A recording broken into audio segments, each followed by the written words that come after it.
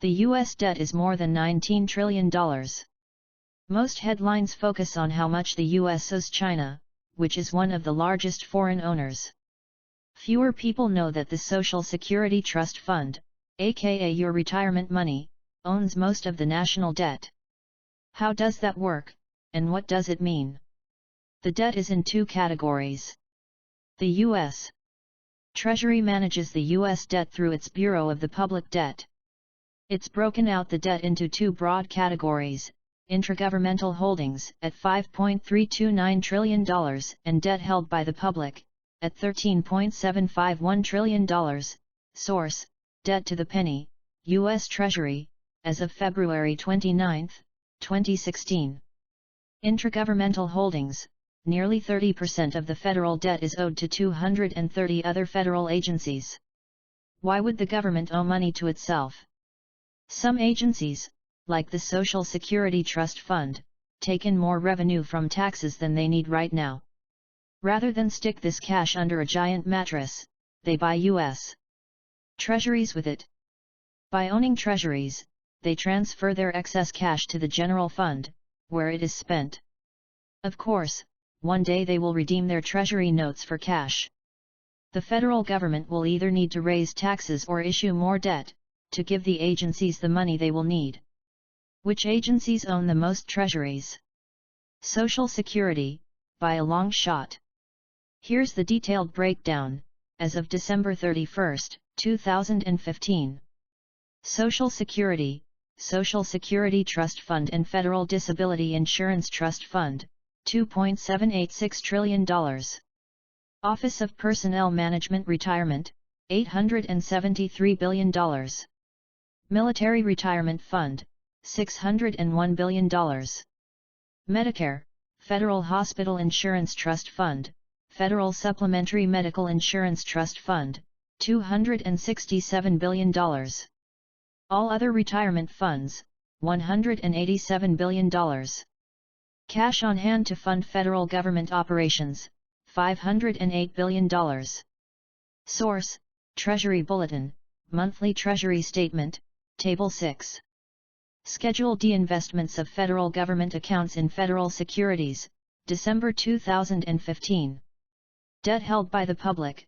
Foreign governments and investors hold nearly half of the nation's public debt. 1/4 is held by other governmental entities, like the Federal Reserve and state and local governments. 15% is held by mutual funds, private pension funds, savings bonds, or individual treasury notes. The rest is owned by businesses, like banks and insurance companies, and an assortment of trusts, companies, and investors. Here's the breakout. Other: individuals, government-sponsored enterprises, brokers and dealers, bank personal trusts and estates, corporate and non-corporate businesses, and other investors, $1.198 trillion.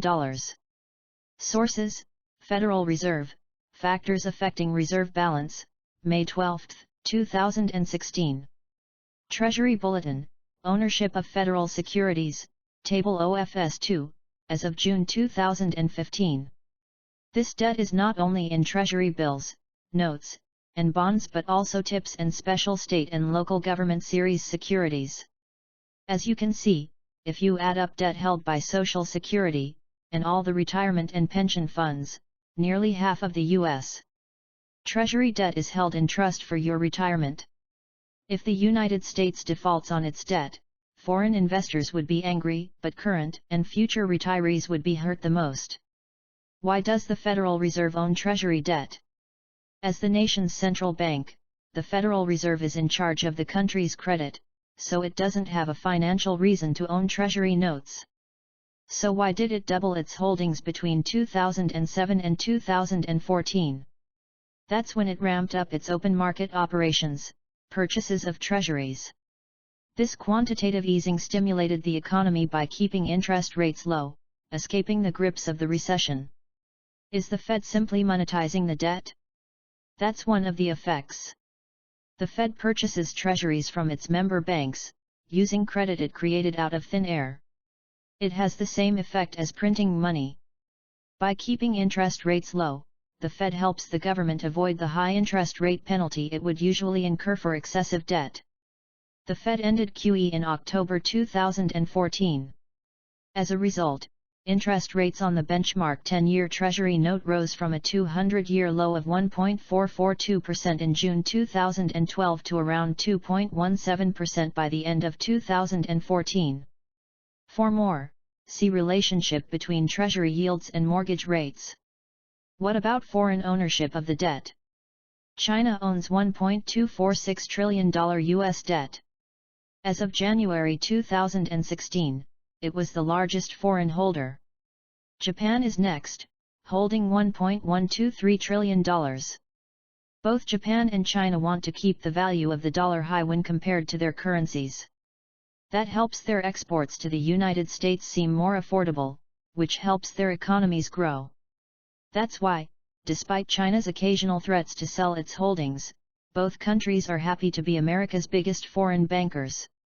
China replaced the United Kingdom as the second largest foreign holder on May 31, 2007.